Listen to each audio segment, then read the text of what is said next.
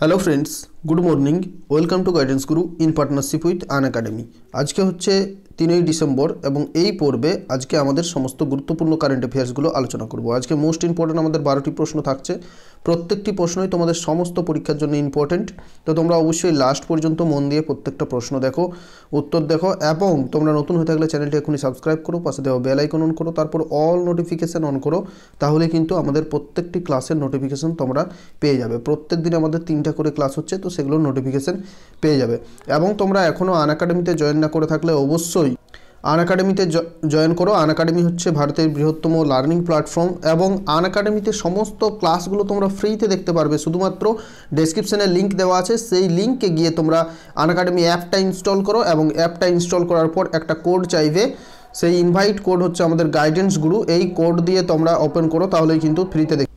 তো আমাদের আনলক কোডটা হচ্ছে গাইডেন্স গুরু, ক্যাপিটাল লেটারে লিখবে গাইডেন্স গুরু, তাহলেই তোমরা সমস্ত ক্লাসগুলো সেখানে ফ্রিতে দেখতে পারবে, একেবারে বিনামূল্যে, কোনো রকমের কিন্তু তোমাদের টাকা লাগবে না। তো অবশ্যই ডেসক্রিপশনের লিঙ্ক দ্বারা তোমরা আনএকাডেমি অ্যাপ ইনস্টল করো। তাহলে চলো আজকের আমাদের ক্লাস শুরু করা যাক। আজকের আমাদের প্রথম কোশ্চেন হচ্ছে, সম্প্রতি প্রকাশিত ইউএস এয়ার কোয়ালিটি ইন্ডেক্স 2020 অনুযায়ী বিশ্বের সবচেয়ে দূষিত শহরের নাম কি? প্রথমেই আমাদের মোস্ট ইম্পর্ট্যান্ট কোশ্চেন, বিশ্বের সর্বাধিক দূষিত শহরের নাম হচ্ছে Lahore. Option B is the correct answer. Lahore হচ্ছে পাকিস্তানে অবস্থিত এবং লাহোরকে পাকিস্তানের সাংস্কৃতিক রাজধানী বলা হয়ে থাকে। তো সেই লাহোর হচ্ছে বিশ্বের সবচেয়ে দূষিত শহর। এই সমীক্ষা করেছে সম্প্রতি ইউএস এয়ার কোয়ালিটি নামক একটি সংস্থা, এটাই সমীক্ষা করেছে, যেখানে বলা হচ্ছে লাহোর বিশ্বের সবথেকে দূষিত শহর। 2 নম্বরে রয়েছে আমাদের রাজধানী দিল্লি এবং 3 নম্বরে রয়েছে নেপালের রাজধানী কাঠমান্ডু। তাহলে সব থেকে বেশি দূষিত যার রেটিং হয়েছে, রেটিং অনুযায়ী করা হয়েছে, যেখানে 423 এখানে রেটিং দেওয়া হয়েছে লাহোরকে সব থেকে বেশি। নিউ দিল্লি যেখানে হচ্ছে 229 এবং কাঠমান্ডু 178 রেটিংয়ের সাথে তৃতীয় স্থানে অবস্থিত। তো সব থেকে দূষিত শহর হচ্ছে লাহোর, দ্বিতীয় স্থানে। এবং তাহলে এখান থেকে আমরা বুঝতে পারছি ভারতের সব থেকে দূষিত শহর যদি বলা হয় ইউএস এয়ার কোয়ালিটি ইন্ডেক্স অনুযায়ী, তাহলে হবে দিল্লি। তাহলে প্রথম কোশ্চেন থেকে এতগুলো ফ্যাক্ট আমরা জানতে পারলাম। নেক্সট কোশ্চেনে যাওয়ার আগে প্রত্যেক দিনের মতো তোমাদের আজকেও বলবো যে আমাদের ক্লাসের মাত্র আমরা 500 লাইক টার্গেট রেখেছি, তো প্রত্যেকে লাইক করে তোমার বন্ধুদের সাথে শেয়ার করে দাও বিভিন্ন সোশ্যাল মিডিয়া সাইটগুলোতে। এবং লাস্টে একটা কোশ্চেন জিজ্ঞেস করব, সেই কোশ্চেনের উত্তর প্রত্যেকে তোমরা কিন্তু কমেন্ট বক্সে জানাবে। তো আজকের দ্বিতীয় কোশ্চেন, কোন রাজ্য সম্প্রতি দুয়ারে সরকার অভিযান চালু করলো? দুয়ারে সরকার অভিযান, এই অভিযান সম্পর্কে অনেকেই হয়তো এখনও জেনে গেছো, অনেকেই জানুনি। তো এই দুয়ারে সরকার অভিযান সম্প্রতি চালু করেছে আমাদের রাজ্য সরকার, পশ্চিমবঙ্গ রাজ্য সরকার। Option A is the correct answer. এটা 1 ডিসেম্বর থেকে 30শে জানুয়ারি পর্যন্ত চলবে, অর্থাৎ 2 মাস ধরে এই অভিযান চলবে।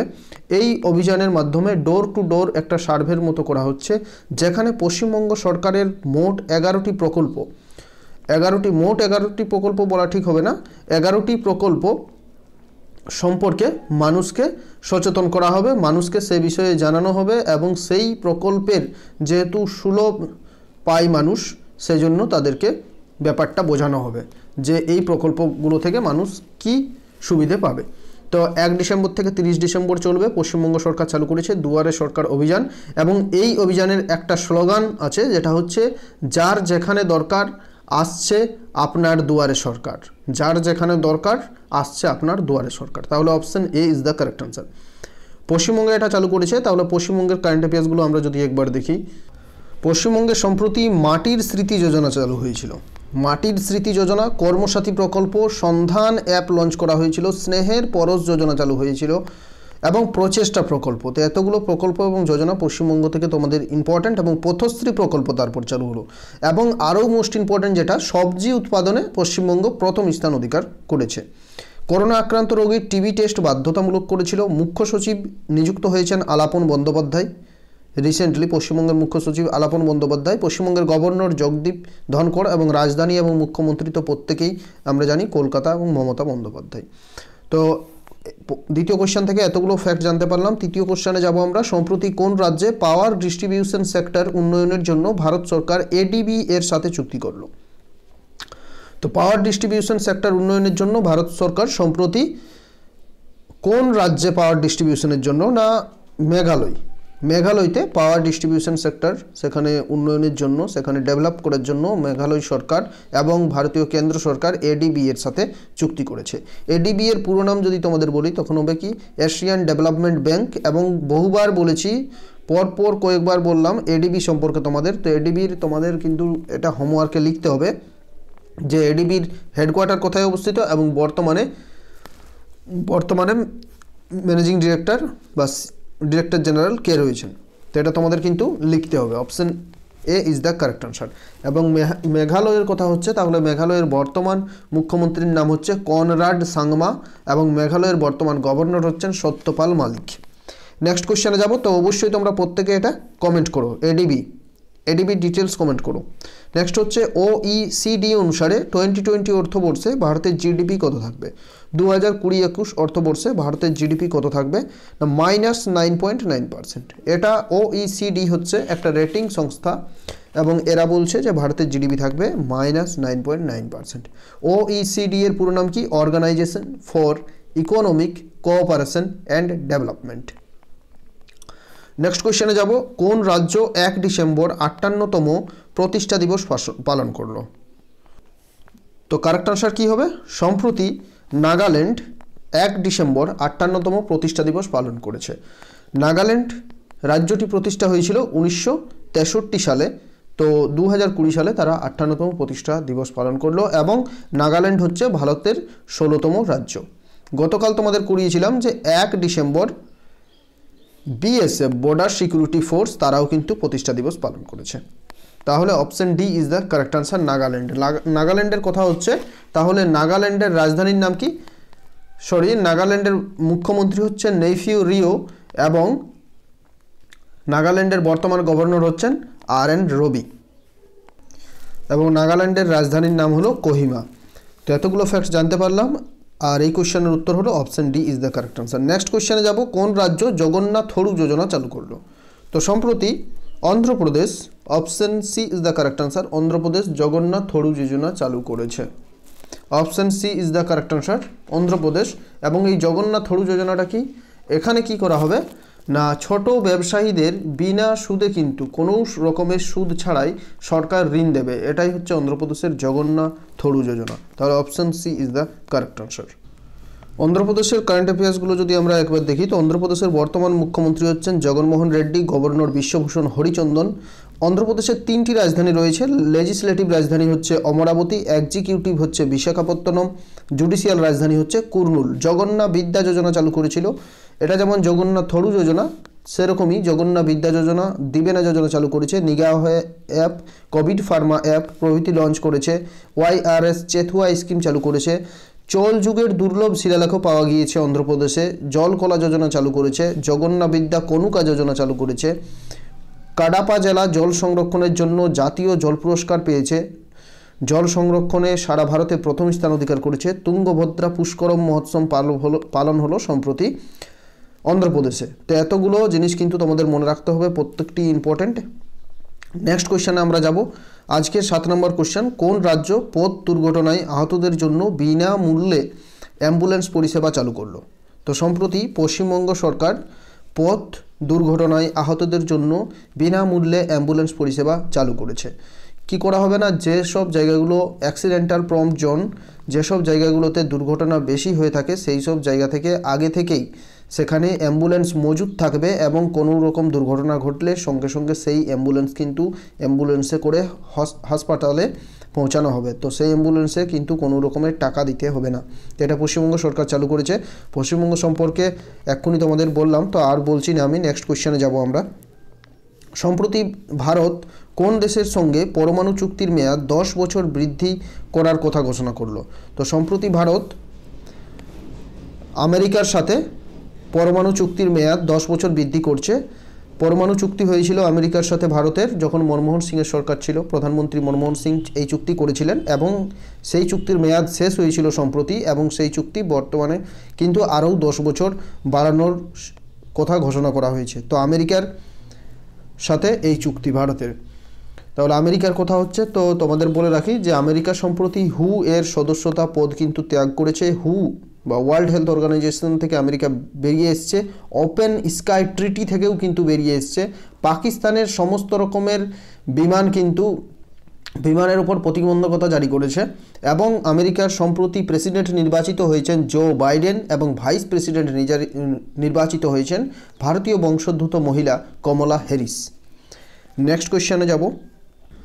ফ্রেন্ডস, আনএকাডেমিতে WBCS, WB TET, WBPSC clerkship, WBP, WBPSI, PSC miscellaneous সমস্ত পরীক্ষার জন্য এখানে প্রিপারেশন করানো হচ্ছে। তো সকাল 7টার থেকে রাত 11টা প্রত্যেক দিন কিন্তু বহু ক্লাস হচ্ছে, এবং যেখানে 50+50টার বেশি কিন্তু লাইভ ক্লাস তোমরা ফ্রিতে প্রত্যেক দিন করতে পারবে। তো তোমাদের আমি ফার্স্টেই বলেছি আমাদের কোডটা, এই কোড গাইডেন্স গুরু ক্যাপিটাল লেটারে, এই কোড যদি তোমরা ব্যবহার করো তাহলে কিন্তু প্রত্যেক দিন 50টার থেকে ফ্রি ক্লাস তোমরা দেখতে পারবে ফ্রিতে একদম, এবং সেগুলোর পিডিএফগুলোও তোমরা পেয়ে যাবে, এবং 2020 সিরিজ চলছে আনএকাডেমিতে, সেগুলোও তোমরা ফ্রিতে করতে পারবে। এবং যদি তোমরা আনএকাডেমিতে সাবস্ক্রিপশন নিতে চাও তাহলে সাবস্ক্রিপশন নিলে এই সবগুলো রয়েছে 1 মান্থের জন্য, 3 মান্থ, 6 মান্থ, 12 মান্থ। সাবস্ক্রিপশন নেওয়ার জন্য আমাদের যে কোড বললাম ক্যাপিটাল লেটারে গাইডেন্স গুরু, এই কোডটা যদি তোমরা ব্যবহার করো তখনও কিন্তু তোমরা 10% অফ পেয়ে যাবে সঙ্গে সঙ্গে। তো আমাদের এই কোড আনএকাডেমি অ্যাপটা ইনস্টল করো, ডেসক্রিপশনে লিঙ্ক দেওয়া আছে, ইনস্টল করার পর আমাদের এই কোড ব্যবহার করো, তাহলে ক্লাসগুলো তোমরা ফ্রিতে দেখতে পারবে, এবং সাবস্ক্রিপশন নিতে চাইলে সেখানেও 10% অফ পেয়ে যাবে। আমাদের নেক্সট কোয়েশ্চেন হচ্ছে, কোন কোম্পানি ব্রহ্মপুত্র নদের উপর দেশের বৃহত্তম সড়ক সেতু নির্মাণের বরাত পেল? কারেক্ট আনসার কী হবে? L&T কোম্পানি, অর্থাৎ লারসেন এবং টার্বো কোম্পানি সম্প্রতি ব্রহ্মপুত্র নদের ওপর তৈরি হতে চলেছে ভারতের বৃহত্তম বা দীর্ঘতম সেতু, যে সেতু নির্মাণের বরাত পেয়েছে লারসেন এবং টার্বো কোম্পানি। যে সেতুর দৈর্ঘ্য হচ্ছে 19 কিলোমিটার দৈর্ঘ্য, যা ভারতের দীর্ঘতম সেতু, এবং এই সেতু তৈরি করতে খরচ হবে 2500 থেকে প্রায় 5000 কোটির মতো, এবং এটা যোগ করবে আসামের ধুবড়ি, তোমরা হয়তো নাম শুনেছো, আসামের ধুবড়ি থেকে মেঘালয়ের ফুলবাড়ি নামক জায়গা রয়েছে, তো আসামের ধুবড়ি থেকে মেঘালয়ের ফুলবাড়ি যুক্ত করবে এই সেতু। তাহলে এটা তৈরি করছে লারসেন এবং টার্বো। নেক্সট কোয়েশ্চেনে যাব আমরা। 10 ভলিবল ফেডারেশন অফ ইন্ডিয়ার চেয়ারম্যান কে নিযুক্ত হলেন? কারেক্ট আনসার কী হবে? Achyuta Samanta. Option C is the correct answer. Achyuta Samanta সম্প্রতি ভলিবল ফেডারেশন অফ ইন্ডিয়ার চেয়ারম্যান নিযুক্ত হয়েছেন। নেক্সট কোয়েশ্চেন, কে প্রথম ভারতীয় হিসেবে বাটা শু অর্গানাইজেশন এর সিইও নিযুক্ত হলেন? এই প্রথম, গত 100 বছরে এই প্রথম কোনো ভারতীয় বাটা কোম্পানির, বাটা হচ্ছে একটা জুতোর কোম্পানি, তো বাটা কোম্পানির সিইও নিযুক্ত হলেন। নাম হচ্ছে সন্দীপ কাটারিয়া। সন্দীপ কাটারিয়া আগে ভারতের কিন্তু তিনি সিইও ছিলেন, এরপর Sandeep Kataria Bata shoe organisation এর ওয়ার্ল্ড ওয়াইজ সিইও নিযুক্ত হয়েছেন Sandeep Kataria. Option A is the correct answer. Sandeep Kataria. বাটার হেডকোয়ার্টার কোথায় অবস্থিত? সুইজারল্যান্ডের লজেন শহরে। নেক্সট কোয়েশ্চেন হচ্ছে, এবং আজকের লাস্ট কোয়েশ্চেন, কোন দিনটি প্রত্যেক বছর বিশ্ব কম্পিউটার সাক্ষরতা দিবস হিসেবে পালিত হয়? তো প্রত্যেক বছর কোন দিনটি কম্পিউটার সাক্ষরতা দিবস হিসেবে পালিত হচ্ছে? 2 December. Option B is the correct answer. To create awareness and drive digital literacy in underserved communities worldwide. The day promotes technological skills, especially in children and women. The World Computer Literacy Day controls the advanced gap that exists in the world day. তাহলে 2 December এই দিনটি প্রত্যেক বছর পালন করা হচ্ছে, এবং প্রথম পালন হয়েছিল 2001 সালে। সেটা পালন করেছিল ভারতের একটি computer company NIIT, NIIT NIIT, এটা প্রথম 2001 সালে পালন করেছিল, এবং এটাই হচ্ছে ওয়ার্ল্ড কম্পিউটার লিটারেসি ডে। এবং 2 ডিসেম্বর আরেকটি গুরুত্বপূর্ণ দিন হিসেবে পালন করা হয়ে থাকে, সেটা হচ্ছে national pollution control day. Most important data কিন্তু মনে রাখবে, 2 ডিসেম্বর জাতীয় পলিউশন কন্ট্রোল ডে। অপশন, এখানে অপশন নেই, আমি তোমাদের বলে দিলাম 2 ডিসেম্বর। তো 1984 সালে, যখন 1984 সালে ভোপালের গ্যাস দুর্ঘটনা তোমরা প্রত্যেকেই জানো, সেটা 2 থেকে 3 ডিসেম্বরের মিডনাইটে এটা হয়েছিল। তো সেই জন্যই ওই দিনটাকে ন্যাশনাল পলিউশন কন্ট্রোল ডে হিসেবে পালন করা হয়ে থাকে। তো আজকের 12টি কোয়েশ্চেন শেষ হলো। এরপর আজকের হোমওয়ার্ক। গতকালের হোমওয়ার্কের প্রত্যেকে কারেক্ট আনসার দিয়েছে, অনেকেই ডিটেলসে লেখার চেষ্টা করেছে। আজকের হোমওয়ার্ক হচ্ছে সম্প্রতি কোথায় সূর্যধার হ্রদের উদ্বোধন করা হয়েছে বা সূর্যাধার লেকের উদ্বোধন করা হয়েছে সম্প্রতি কোথায়? প্রত্যেকে এটা কিন্তু তোমরা কমেন্ট করে জানাও। কারেক্ট আনসার প্রত্যেকে কমেন্ট করো কমেন্ট বক্সে, ঠিক আছে? এবং অবশ্যই তোমার বন্ধুদের সাথে প্রচুর পরিমাণে শেয়ার করে দাও এবং ভিডিওটা আমাদের লাইক করে দাও। ডেসক্রিপশনে লিঙ্ক দেওয়া আছে, আমাদের টেলিগ্রাম গ্রুপে জয়েন করো এবং টেলিগ্রাম গ্রুপের নাম হচ্ছে আমাদের গাইডেন্স গুরু।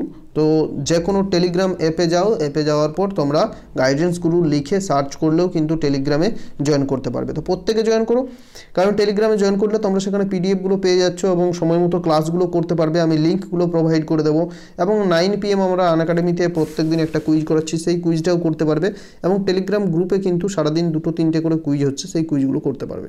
তো অবশ্যই প্রত্যেকে জয়েন করে যাও। Thanks for watching this video. Thank you.